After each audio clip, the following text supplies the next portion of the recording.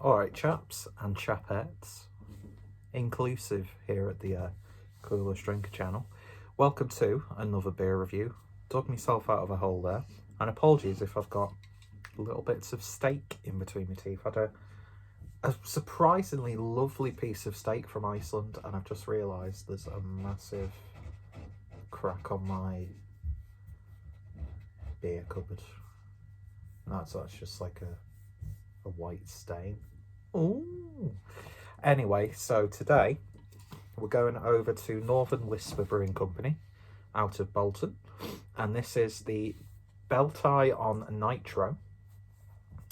It's clocking in at 4.6% ABV, which is a stout, a nitro stout. Like its four-legged namesake, this stout is strong, bold and rich in flavour, with a smooth creamy head for good measure. We even spread the love by feeding the spent grain from the brewing process to our own herd of Belted Galloway cattle. Lovely stuff. So yeah, I think this is actually a nitro. I hope it is. I'm going to pour it like it is anyway. But yeah, lovely, simple artwork there. Not going to use the word funky because I'm not 60 years old. But yeah, looks really, really nice. 440ml can. Let's, we'll do, I think this is how you do nitro. I can't really remember. I've not had a nitro beer for ages. Although I've got a nice looking Imperial Nitro Stout from Lervig to enjoy. But not on a school night. Anyway, so I'll give it a little, just a nice little action. Bit of ASMR for you.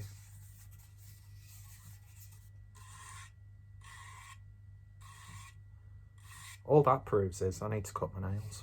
So, let's get this open. I think this would be good for a nitro pour. I'll just put the glass in between my legs first, just to make sure it doesn't gush everywhere. And add a nice little sound, and I've still got beer on me pants. So there we go. Nice hard pour there. Don't do it too much though. Is it cascading, or have I just royally fucked that up? It's not having the desired effect, let's put it that way.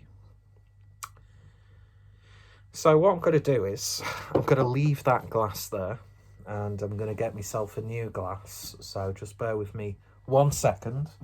Nice view of my arse there for you. Don't say I don't treat you right. Let's see, I'll just pour it nicely into this glass. Anyway, so, a bit more of a subdued pour.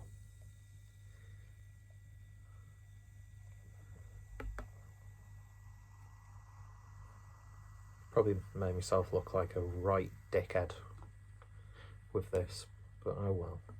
No one's perfect.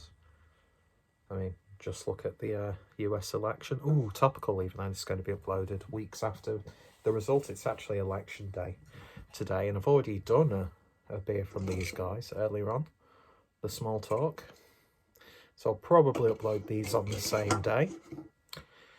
So, beer in the glass then, and yeah, that to me is pretty much jet black in this light. It'll probably go a completely different colour halfway through just to spite me, like everyone else seems to want to do. And beer poured with about 1 finger's worth of a nice soft beige looking head. In fact, it's a little bit lighter than soft beige, I would say. It's got a creamy, like frappe look to it. So we'll give it a swirl without spilling it everywhere, and a quick sniff. Ooh, that smells nice. Getting a big hit of vanilla in this. Lovely cakey, chocolatey aromas coming from those malts. It's got a very subtle sweetness to it, but a lovely roastiness. There's a little bit of like a forest fruits vibe about it as well. Doesn't smell too bad actually, doesn't look too bad. Let's give it a taste. Cheers.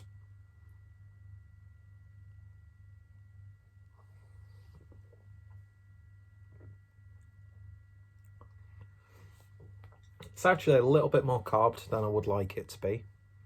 Thankfully, it doesn't impede too much on that mouthfeel. It's what you expect from that sort of ABV. And I don't think it is a Nitro Stout after all. It's a little bit more of a savoury, woody, like charred woodiness on the flavour. Beautiful, eloquent tasting notes there. A little bit of like that burnt end sort of character. But yeah, beautiful roasted profile. Nice sort of like cocoa powder. Dark chocolate.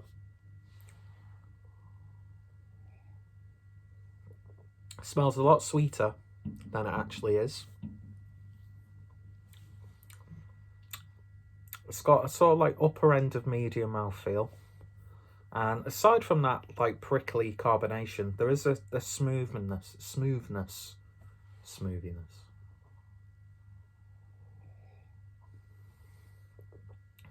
Very easy drinking. It's just a really nice, simple stout. And there's nothing wrong with, you know, back to basics, but well executed brewing. I go on about this all the time, even though a lot of the stuff I review goes to one extreme or the other. But yeah, this is nice.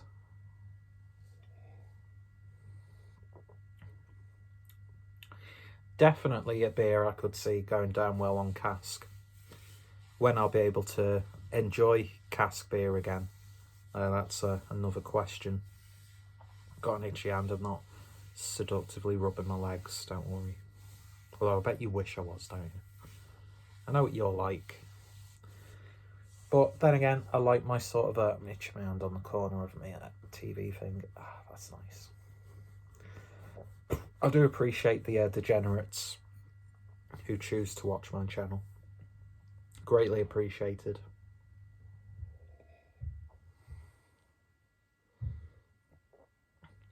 Yeah, I like it. Nice, simple, straightforward stout. A little bit more of a savoury woodiness to it.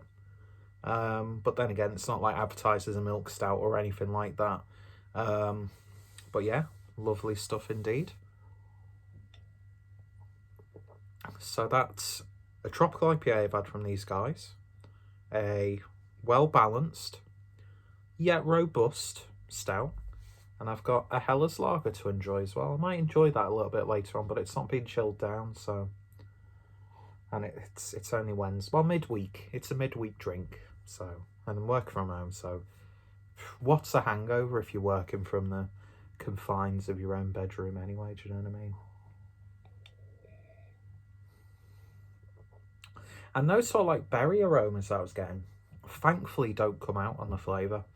Because there's nothing worse than getting like cherry or like black currant flavours from a stout when it doesn't have those ingredients added. But yeah, I like that. Nice and simple. And one that I would probably pick up again. It was only a couple of quid from a nearby farm shop. Farm shop slash garden. Well, it's not really a garden centre. It's like one of those like... It's got a cafe. What's it called? Can't remember what it's called now. It's not Golden Days. That's a garden centre that's not too far from it. Derby House. Derby House. I think it's like on the back of a... Not like a horse racing track, but they have horses. It's one of those sort of places that's a little bit rural. And you can buy kitchen stuff, clothes, trinkets, cards. Really good if you're doing your Christmas shopping. And then they've got a little bit of a farm shop attached to it as well. And actually a really nice range of like beers, wines, spirits. And yeah, lovely stuff indeed. Don't know why I went down on a little bit of a story there, but yeah, if you live in the area close to Derby House, definitely give it a try. And if you like your sort of like basic, simple but well brewed stouts that have got like a classic flavour to them, then highly recommended. I just wish, I don't know, because I assumed that it was a Nitro Stout. I was just maybe expecting a little bit more of a bolder mouthfeel, and maybe to be a little less carbonated. But for a 4.8% stout, packed full of flavour, and got a really nice body, so it's not that sort of like thin, dry stout sort of aroma, although it has dry stout flavours. Don't ask me what really constitutes a dry stout. It just reminds you of beers that have been described as dry stouts, because it's not really dry on the back end. Anyway, yeah, not too bad. So in terms of a rating then, I'm going to give the Beltie on Nitro a 4.8%. I was going to say 4.8% out of 10. Well, I'm going to give it a 7.5 out of 10. Very nice. And it was like a couple of quid, so bang for your buck there. Anyway, so if you've tried this or anything else from the brewery, then let me know your thoughts, opinions down below. Any recommendations, always welcome. Their social media links, as well as their potential web shop, still haven't checked if they've got a web shop, will be in the description as well. And yeah, so look out a little bit later for a lager review from these guys. Make it a triple threat day of reviewing, or uploads I should say. Anyway, I wish I was re-eating my steak now, not like regurgitated it and eating it again. I just wish I had a steak in front of me, because this, I could imagine this going really well actually, especially a little bit of garlic butter, homemade garlic butter, throw like Italian herb mix in there, fry it up, just be a little bit generous with the pepper, don't go too overboard on the salt. That's, you don't need to overcomplicate a steak.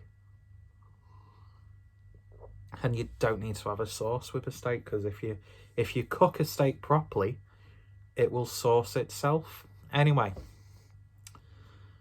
just a fat man giving you some food advice. Just leave me alone and go away. Cheers, folks. See you all later. Take care. Bye.